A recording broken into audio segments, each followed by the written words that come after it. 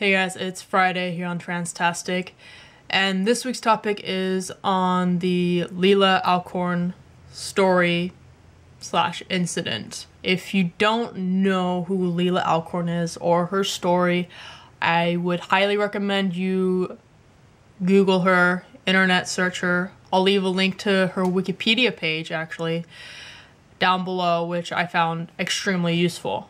I've tried to make this video a couple times already, and each time I've started it with saying, for most, this is a difficult topic to talk about, but for me it's not. But since I've had to film this multiple times, I've realized that it is difficult for me to talk about. When I say I have been in the goddamn near exact situation as her, and currently am in a very similar situation as her, I hope you understand and know what that means. I grew up in a conservative Christian family. I grew up with my parents verbally telling me that I will never be a boy. I will always be a woman in the eyes of God and in their eyes, and that I am a sexual deviant and I have a sexual addiction and it's a choice, and etc., etc. I have, my father has told me to my face, it's easier to dig a hole than it is to build a pole. He has said, so what, you want a penis now? You want a penis? Well, you can't have a penis, you have 2 X chromosomes. And my situation with my parents currently is, ever since I first came out to them about just being gay, which was when I was 14, 15, it has progressively gotten worse, yet I have gotten better at just hiding it, I guess. Currently I am living with my parents, yes, by my choice, but under extreme circumstances. It's either I live with them or I'm homeless because I can't get a job or qualify for a job that pays more than minimum wage. Leelah Alcorn, her parents essentially forced her to wear male clothing, go by her male birth name and male pronouns, and live her life as male. And that's what my parents are doing to me. And most people don't know that. So if you ever see me out on the streets and I'm not binding and I'm wearing feminine clothes and people are calling me Colette, it's really not by my choice. I mean, it is, but it's either I do that or I lose everything. And some people are prepared to lose everything to transition. And at one point I was, and that's when I was suicidal, and that's when I tried to kill myself. And that's when I was hospitalized. I was prepared to lose everything. I didn't care anymore. And now being put through this ordeal with my parents, I've had to show my chest to my mother to prove that I am wearing a bra. I've had to show my underwear to my mother to prove I am wearing women's underwear. Going through all of that somehow made me more comfortable in my masculinity and more comfortable in my femininity and more assured in my identity. I have to be confident and assured in myself in order to keep going. One of my favorite quotes is, if you're going through hell, keep going.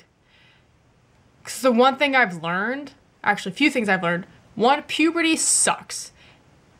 It messes with your head, it messes with your emotions. So if you're trans and you're going through puberty and the wrong puberty, man, does that F with you. It F's with you so badly. Many of you think it's the end of your world, that all your options lead to being unhappy. But as you get older, you realize that the beautiful thing about life is you have no idea where it's going to take you. No idea. It will take you to places you never expected to go. Whether they're good or bad, you just have no idea. And for me, that is one of the biggest reasons why I keep living, one of the biggest reasons why I keep going, because I don't know where I'm going to be a year from now. I can plan to try and be somewhere, but plans fail, plans change. That's one thing I love about life. Even if it throws me in a shitty situation, I know one day I'm not going to be here. This isn't permanent. The only thing in life that is permanent is When you choose to end it all, that's a choice you cannot learn from. Other choices like moving out or becoming independent or staying with your parents or going to school or trying drugs, those are choices you can learn from. They're choices you can evolve from. They are choices that you can change. But if you end it all, you can't learn from that. You can't go back from that. Your life is so worth it. When I was suicidal, one of my closest friends, my dearest friends, I wish I'd still talk with her, would always tell me, if I can't live for myself, I need to live for the future people. The people who need me in the future. I need to live for them if I can't live for myself. And that's what you need to do. Because there's going to be people in the future who need you.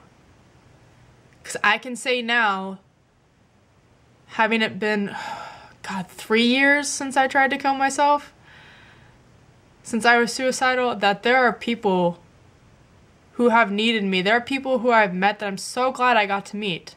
There are people that have changed my life, and there are people I know I have changed their lives. Your life matters. Whether everyone knows about it or not, your life is worth it, and you need to keep going. I want you to keep going. Just keep going. Keep going as far as you can.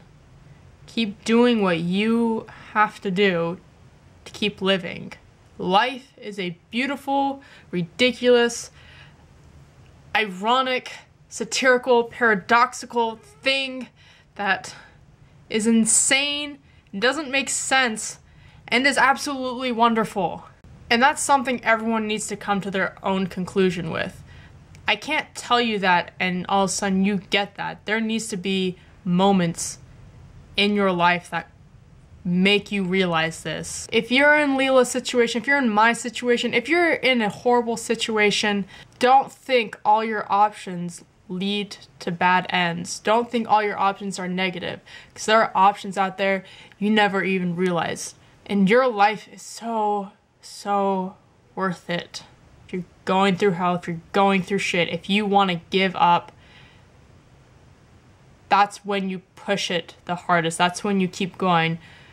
I know this sounds weird to compare this to fitness, but when I work out, I know that if I am mentally saying I want to quit, I want to stop, I know that's when I need to push it harder. I know that's when I need to keep going harder. I know that's when I need to challenge myself more. When I start thinking I want to quit, I want to stop, I know that's when I need to do the exact opposite. So if you want to end it all, if you want to stop, do the opposite. Keep going, keep progressing, move forward. Your life matters. Don't make me cry and say it, because I am on the verge of tears. You are very important.